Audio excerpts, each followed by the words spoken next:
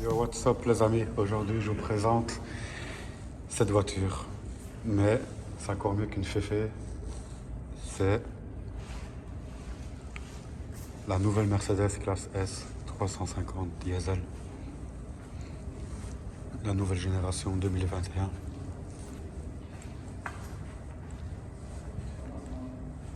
Alors franchement, elle a de la gueule par rapport à l'ancienne génération. Tout change. Et quand je vous dis tout, c'est vraiment tout. On va commencer par les jantes. 21 pouces. Ce qui a l'avantage dans ce véhicule, c'est que les roues arrière sont directrices. Donc par exemple, quand vous tournez à droite, eh bien, il tourne à gauche pour faire le bon équilibre.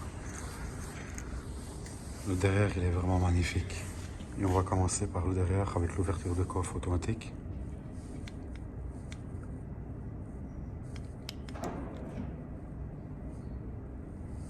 Avec la signature lumineuse. Super joli.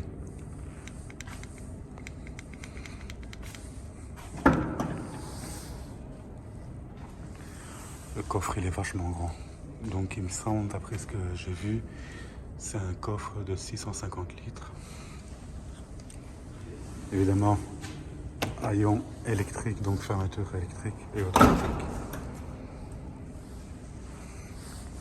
Les feux, c'est une nouvelle génération de feux, donc avec des LED.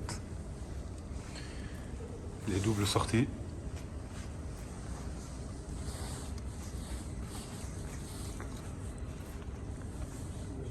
Ce qui est bien dans ce modèle, c'est comme les Rolls-Royce, donc il y a la poignée qui sort quand on la déverrouille. On va commencer par l'arrière.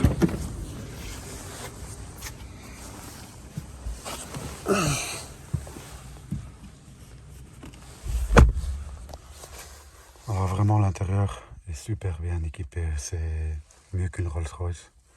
Comme vous pouvez le constater, je me tais 2 minutes et je vous laisse regarder. Avec les nouvelles générations de full LED.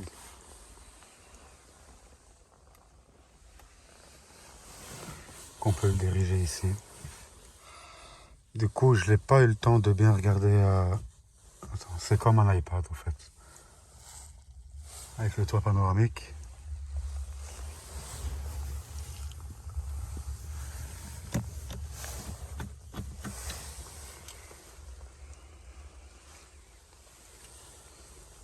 Donc, ce que vous retrouvez à l'arrière, vous pouvez le retrouver à l'intérieur. Ici, avec l'éclairage d'ambiance, ça change automatiquement. J'adore ça, ça fait penser au néon que peut trouver à Broadway. Style vraiment américain, assez épuré, vraiment bien travaillé. Un multicolore, monochrome. Le multicolore est vachement beau. L'arrière est vraiment spacieux. On a vraiment tout qui est full. J'ai même pas de mots à dire, vraiment que c'est super bien équipé.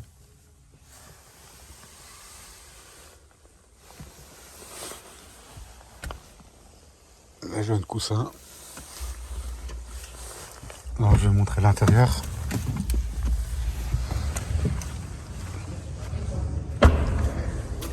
Donc il y a l'intérieur.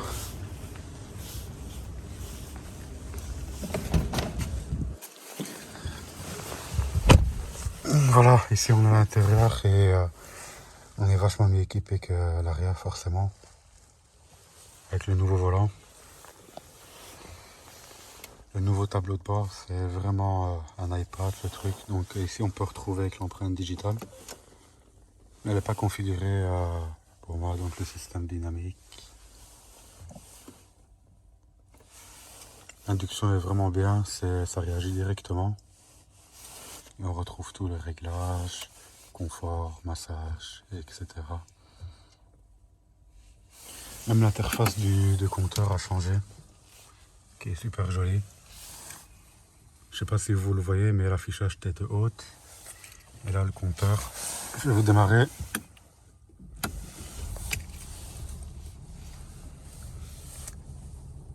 Donc voilà, avec les feux LED Matrix. La nouvelle interface du tableau de bord. Donc elle a laissé ma chance, chauffant, vraiment des tas de choses. Et tout ce qui est les commandes sur le volant, c'est tactile.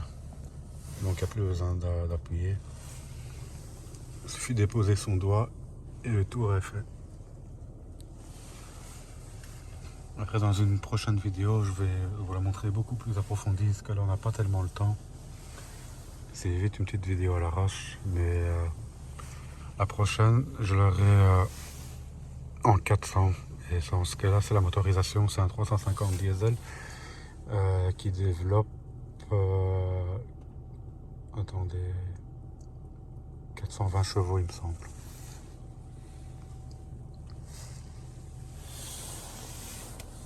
Ici, la caméra 360.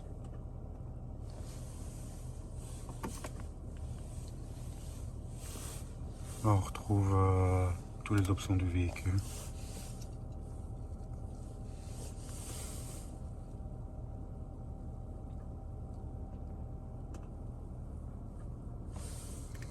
Je vais essayer de vous montrer le GPS, qu'il est vraiment bien fait le GPS.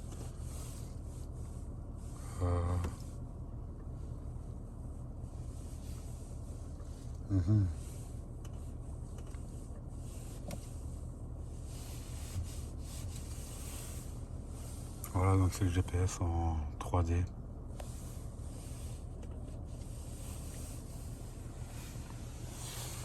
Là, je pense qu'on a fait le tour de l'intérieur pour un premier essai sur le véhicule. Je vais vite vous montrer le moteur. Si j'arrive à ouvrir.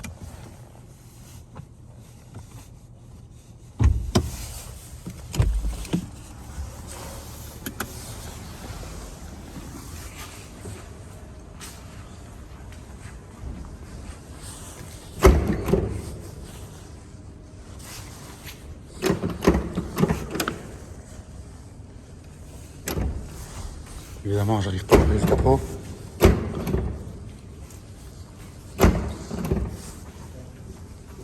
Faut faire deux fois. Deux fois.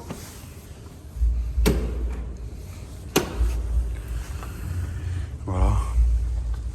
Donc le 3 litres diesel V6.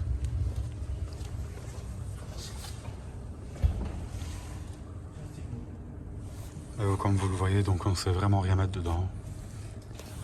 Vraiment tout est caché par le cache.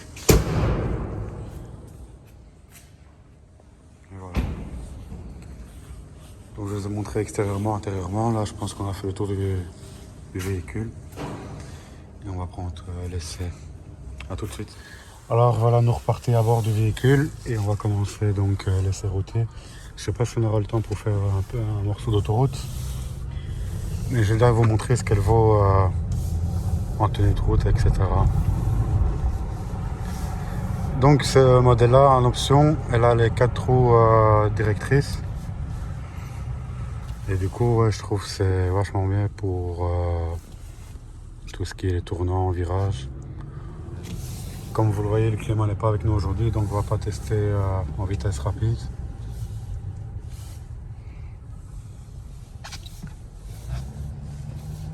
Donc l'intérieur, le confort, ça reste digne de chez Mercedes dans les gammes S depuis des dizaines d'années.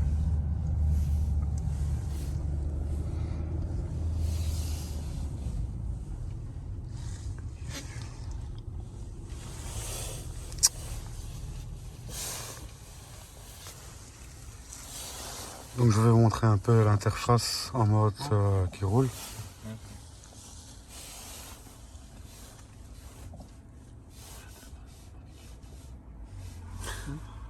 Je t'ai entendu, petit bonhomme.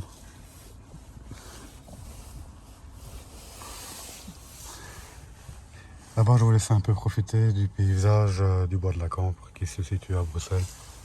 Et dès qu'on va se retrouver sur l'autoroute, je vais un peu vous montrer donc les aides qu'on peut voir. Là, je sais pas si vous le voyez, mais avec l'affichage tête haute, on peut voir le GPS.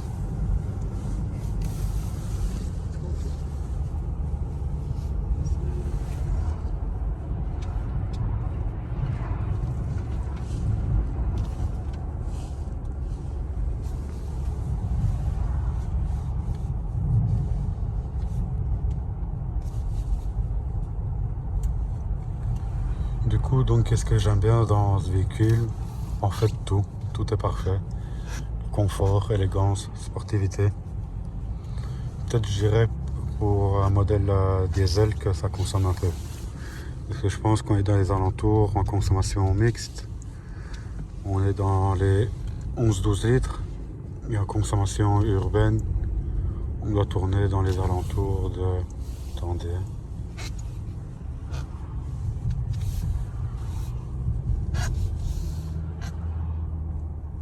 Et urbaine, on doit être dans un alentour de 8-9 litres. Sur ce véhicule, il y a le système start and stop. Mais du coup, je sais pas comment on peut l'arrêter parce qu'à chaque fois, c'est chiant. Et c'est assez épuré au niveau du tableau de bord. Il n'y a vraiment plus les petits boutons, il y a juste le warning, ça c'est obligatoire.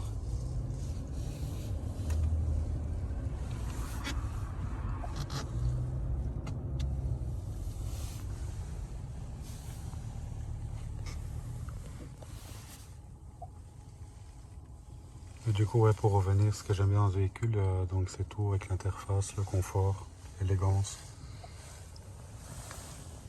Les panneaux de porte sont pas en plastique, c'est vraiment du cuir matelassé. Avec les réglages lombaires, massant, chauffant. Le nouveau volant.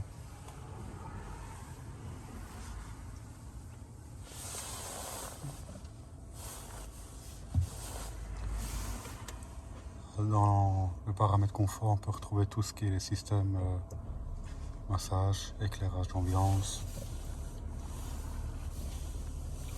energizing confort. Donc c'est pour tout ce qui est le bien-être. Le modèle que je vous teste aujourd'hui, il tourne dans les alentours de 165 000 euros. L'intérieur du véhicule, c'est un gris iridium. Et l'intérieur, c'est basique, ça reste du noir. Avec les sièges designer, matelassés. Super confort.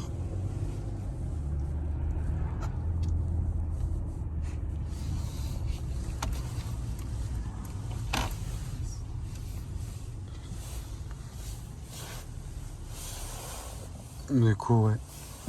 Là, quand on clique directement, on se retrouve sur le GPS. Et je ne sais pas si vous l'avez vu, donc elle reconnaît les feux rouges. Automatiquement, elle s'arrête. Même si on veut essayer de forcer, ben, il n'y aura pas moyen de frauder, on va dire. Là, la caméra 360. Et la clé se présente comme celle-ci. Assez basique. C'est beaucoup plus joli que les anciennes. Le vide-poche avec le chargeur à induction. Le chargeur type C. Porte-gobelet qu'on peut chauffer et refroidir.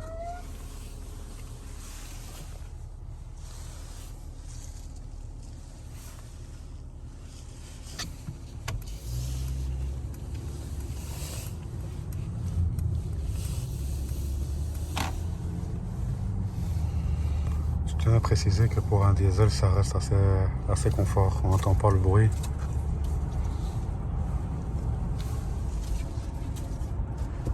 Et les lumières d'ambiance, je trouve qu'on les voit vachement mieux que par rapport à la génération de 2017-2018.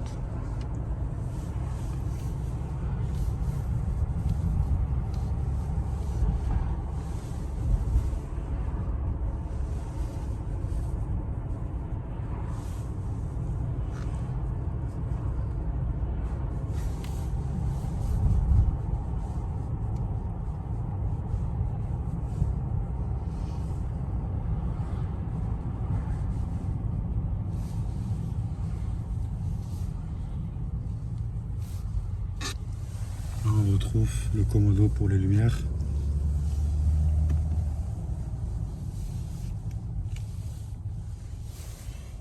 Et là, tout ce qui est les aides, donc cruise control, pour limiter la vitesse. C'est la vitesse où elle s'adapte aux autres véhicules.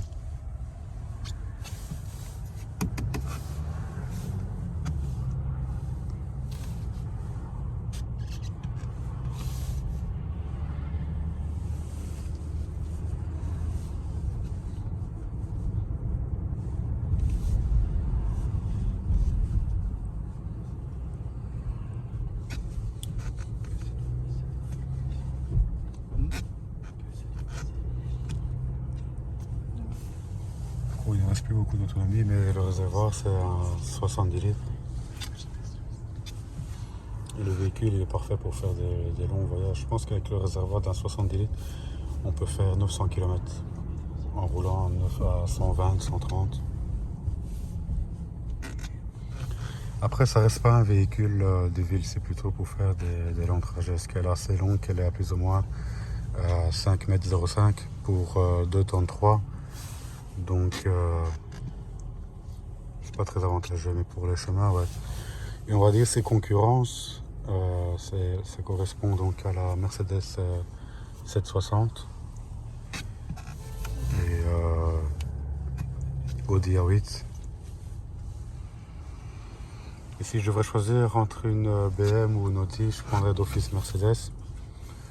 Mais évidemment, je pense pas qu'on peut comparer avec une Rolls-Royce. Même si ça reste plus joli que Rolls-Royce, ça reste toujours le même design. Par contre, ce qui est chiant, c'est les aides. Ça, c'est barre des aides. Parfois, ça nous saisit.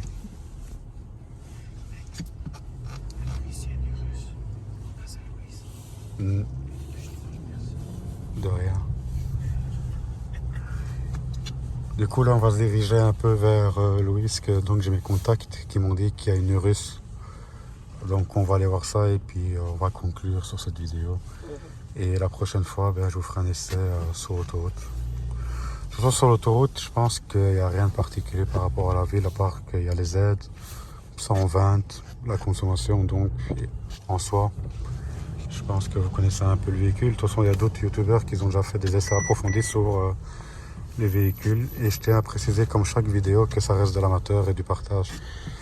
Je tiens en aucun cas que ce soit vraiment en mode journalisme, etc. Comme vous le voyez, à chaque fois quand on s'arrête, il y a le système start and stop qui s'enclenche. C'est un peu chiant.